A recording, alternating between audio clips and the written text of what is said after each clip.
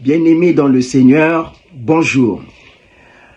Notre parole de méditation de ce jour est tirée du livre des Hébreux au chapitre 4, le verset 16. Il est écrit: « Approchons-nous donc avec assurance du trône de la grâce afin d'obtenir miséricorde et de trouver grâce pour être secourus dans nos besoins. » La parole de Dieu nous encourage par ce passage que nous venons de lire à nous approcher de Dieu. Voyez-vous, déjà ici, on ne pose aucune condition, mais seulement on nous rassure déjà. On nous dit, nous devons nous approcher de notre Dieu avec assurance. Pourquoi? Parce que nous allons y obtenir miséricorde. Donc, dès l'entrée même de ce passage, on nous dit que votre état naturel est connu, mais le Seigneur nous fait grâce. Le Seigneur nous fait miséricorde.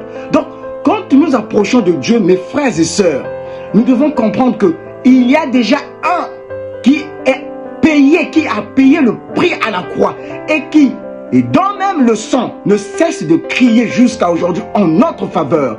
Jésus-Christ, le souverain sacrificateur, qui nous justifie, parce que c'est en son nom que nous nous présentons devant le Père. Donc, nous obtenons miséricorde devant le trône glorieux de notre Dieu.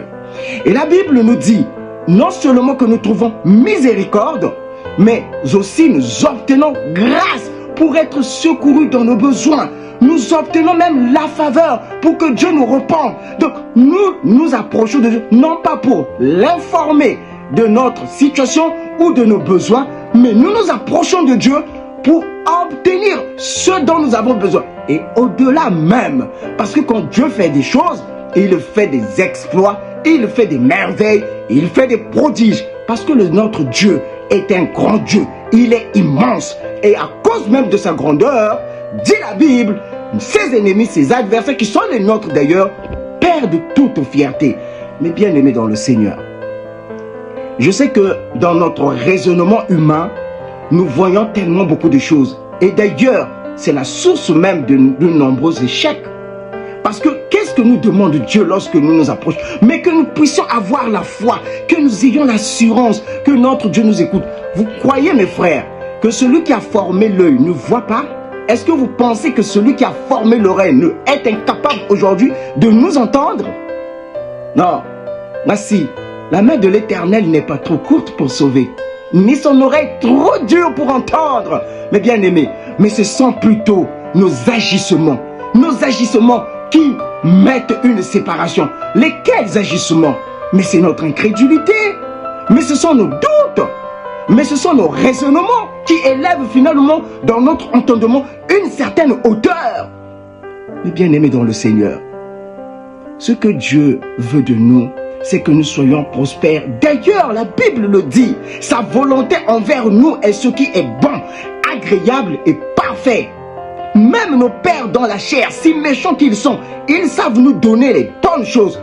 À plus forte raison, notre Dieu ne nous donnerait pas les meilleurs. Bien-aimés dans le Seigneur, je sais qu'on peut se dire que nombreux ont été des sujets que nous avons présentés à Dieu, qui jusqu'à présent restent sans réponse. Mon frère, ma soeur, je veux te rassurer que notre temps n'est pas celui de notre Dieu. Toi et moi, nous nous attendons à ce que les choses s'accomplissent pour que nous ayons les choses selon le monde. Des choses, mais qui sont étriquées. Ce n'est pas la vision de Dieu. La vision de Dieu pour ta vie et pour ma vie, mon frère, ma soeur, c'est de nous voir mais élevés comme les aigles qui prennent leur vol et qui volent très haut, très haut. Mais bien aimés dans le Seigneur, au travers de cette exhortation, est en train en fait de nous rassurer qu'il est là pour nous bénir, qu'il est là pour nous accorder ce dont nous avons besoin. La miséricorde de Dieu est là, le trône de grâce est ouvert et nos besoins sont connus de Dieu. Nos besoins sont connus de Dieu, car Dieu sait de quoi exactement nous avons besoin. Mon frère, si la promesse tarde, attends-la. Elle s'accomplira et elle s'accomplira. Car les cieux et la terre passeront, mais la parole de Dieu ne passera point. Que le Seigneur vous bénisse. Amen.